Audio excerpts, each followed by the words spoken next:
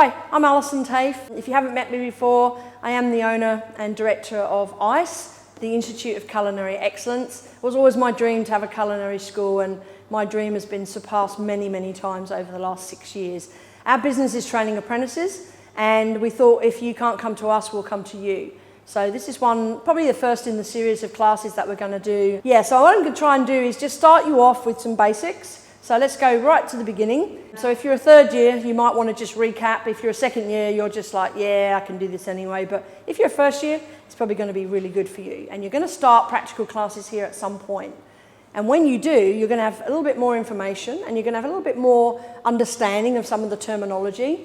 So when you come to Mise, not only do we teach you how to be a chef, we also I teach you grammar and punctuation and spelling, because I'm a guru at that. But also we're going to teach you to speak French. That's free, that's thrown in. Because all the terms that I'm going to do with you today have French origins. And we're going to go through some basic knife skills, knife cuts, or veg cuts we call it. I've done this class about probably 60 or 70 times. And for the first 6 months of my life as not an apprentice, but a trainee chef at Westminster Hotel School, 39 years ago. Clearly I started when I was 4. Obviously. 39 years ago, the first 6 months of our course was learning how to use our knives. So we thought it was boring, and we were like, oh, not again. And journeys home from London, I had throbbing fingers with cuts and blisters from cutting, and I thought, oh my God, there must be more to it than this. But then I realised that that's given me a great foundation of knowledge.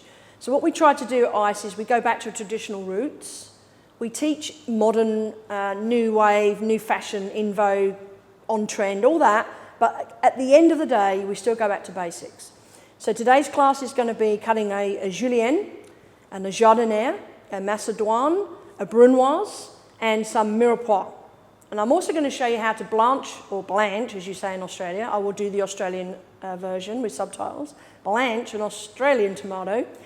In America, it'd be tomato. So we're going to blanch a tomato, we're going to take off the skin, and I'm going to chop it. And in French, that means concasse. So I'm going to show you that. If I get time and you're not asleep and you're still awake, I'm going to crush garlic, chop parsley, do as much as I can do for you today. It's a long time since I've been back in the kitchen, so I'm pretty excited to get back into the swing. So first things first, these days we have to do sanitizer. You know, we all know that. We're going to wash hands first. Always when you come into the Mise kitchens, you're going to scrub your hands, and then I'm going to get my bench ready. So just hold on there. I'm just going to wash my hands to get started. That wasn't 30 seconds, but don't tell Matt because he's left the room. I've washed my hands, dried them off, bit of sanitizer on there. Just came back from New York City. We were over there with our apprentice chef of the year, and that could be you one day. You stick with us, stick with Mise. You could win a trip over to work at 11 Madison Park, which is the former #1 restaurant in the world. All right, we're also going to use a sanitizer to make sure our bench is very clean. Let me talk to you about boards. We've got some colour boards here, right? Green, and I'm going to assume that people watching don't know this. If you do know this, then I'm just showing you something that you already know. I'm just going to reconfirm it for you. If you don't know, we have some colour codes in the kitchen that these days have gone a bit, I don't know, people have forgotten about it, I think. And also money-wise, not every business can afford a set of boards per person. But I want to show you today the correct way. So green, any guesses? Green is for vegetables. So green is for green. Think spinach, think rocket, think veg, think parsley. Green is for green vegetables. Blue, any guesses? I know you can't answer me. I don't know why I'm doing this really, but it's funny. Blue is for the sea. Sea have fish in it. This is for seafood. Yellow, now think about feathers more than anything else. Think about maybe baby chickens and ducks have yellow feathers. I used to remember yellow being poultry. All right, so poultry is yellow. Any guesses for red? Possibly I may cut myself today and you may see red on the board. It is blood related. Think that. Meat. So cutting up raw meat. Raw. That's how I used to remember this when I was a beginner like you guys. So red is for raw meat. And then sneaking up, I'll snuck the pink one in without Matt seeing, because that's my one, right? It means nothing. Brown. This board is almost as big as me. Look at it. This is for cooked meat. So remember, raw meat, blood. Cooked meat, like a cooked piece of beef. Hopefully it's not that well done, but anyway, think cooked meat and raw meat. We're preparing food for people that we don't know, and we need to be safe. So if you're cutting up raw meat, this needs to be washed, scrubbed, put in the dishwasher, sanitised, whatever, before it's used for anything else.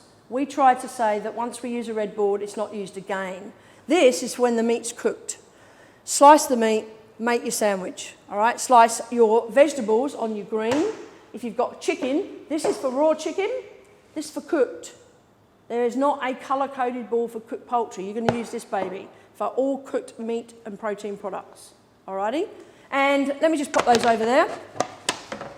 And the pink one, you asked me, what's pink for?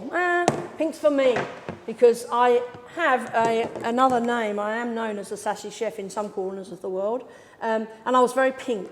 I had pink everything. I've got pink knife roll, I've got pink watch, I've got pink board, I haven't got a pink car. Pink was for breast cancer for me. I had a charity, and I still have, and I tried to use my, I guess, any kind of presence that I had around people. Pink was for remembering breast cancer. So you know what? I love the pink board. I love these boards. You see this? This has got little suction pads underneath. So when you put the board on the bench, it doesn't slip. Chefs had some involvement in the design of this board. It's cool. Also, when you're cutting up oranges, see that little lip there, or tomatoes, you can tip that into your pan. So that's really good, because otherwise it just runs all over you, you know. And then when we chop up our onion, you go to the pan on the stove and you flip it through this hole, and the splashback doesn't burn you. So I love these. I'm not about to try and sell you something. I just love them and I use them, but in a professional kitchen, not so. So I'm going to get the right board.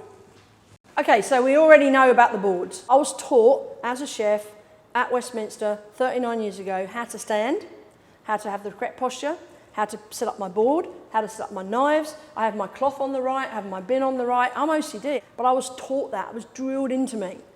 This is my veg that's been washed and almost prepared. And over here, I've got my preparation bowl. So we flow. I'm a right-hander, so we flow left to right. And when you are trying to be as efficient as you can at work and get through your work list or your job list, you've got to think of this stuff. Being disorganised is awful. It means you're slow, it means there's danger, you're going to cut yourself, you're not productive. And also, I was taught that your products aren't going to be precise. So try and get into the habit of setting yourself up. I have a bit of OCD too, and I think that's made me a better chef, so I'm quite proud of that. But have your preparation here, so things have been washed, even trimmed or peeled, so that when you take something from here, you prepare it here, and you have something ready to put it in here, okay? My sanitizer's been done, my boards and everything has been done, just so you can see. At the moment, we all are guilty of using chucks again. These are single-use items, they should be thrown away. So, first things first. I'm going to show you how to peel. You think it's like, oh my God, I'm watching this and I'm watching how to peel a bloody carrot. Well, you know what? We are going to peel a professional way. We're going to take off a minimum amount of waste, and we are going to use that for our compost here at the school. So let's take a carrot. Now, I was always taught to wash my root vegetables first. So wash, peel and re-wash. Sounds dumb, but there's a reason for it. Years ago, the veg was grown in the soil and it was picked and it was dirty. So we still have that mindset that this has been handled. It might look super clean, but I'm just going to wash it because I'm going to practice what I preach. Easy, right? All right, remember, you don't have to wash onions. You wash carrots, you wash celery, you wash potatoes, definitely. Think of when you peel a potato, you're peeling over the dirt. Wash it first, peel it and re-wash it. It's so much more hygienic. We have a lot of students here that just peel onto the board. We go, nah. Go back to basics. Go here and peel into a bowl, not all over the place. And this micro peeler, look, it's so thin, the waste. So it's really cool that you're not wasting as much, and it's super fast. So you've got a nice stable board, you've got a carrot that you've peeled, and now we're going to top and tail, all right? We're going to use a knife in a guillotine kind of action. We're going to keep our hands out of the way, and we're going to just chop down, use the point on the board, and we're going to just chop straight down. Fingers out the way, knife safe, and this little baby goes in our compost. Turn him round, but notice I'm only taking a small amount off. Don't go taking heaps off, because this will build up to be like a kilo of unusable waste. Sure, it's going to make great compost, but your boss is not really concerned about making good compost. It's about making some money. So once this is peeled and chopped and basically topped and tailed, as we call it, we are going to pop that back on our tray. So you can see now that we've done our work, and this is what we call mise en place, put in place in English. So basically a chef that goes into a kitchen without doing any of this is pretty dumb. It pretty much means that you have to stop and start through an entire recipe. So this tray is a mise en place tray.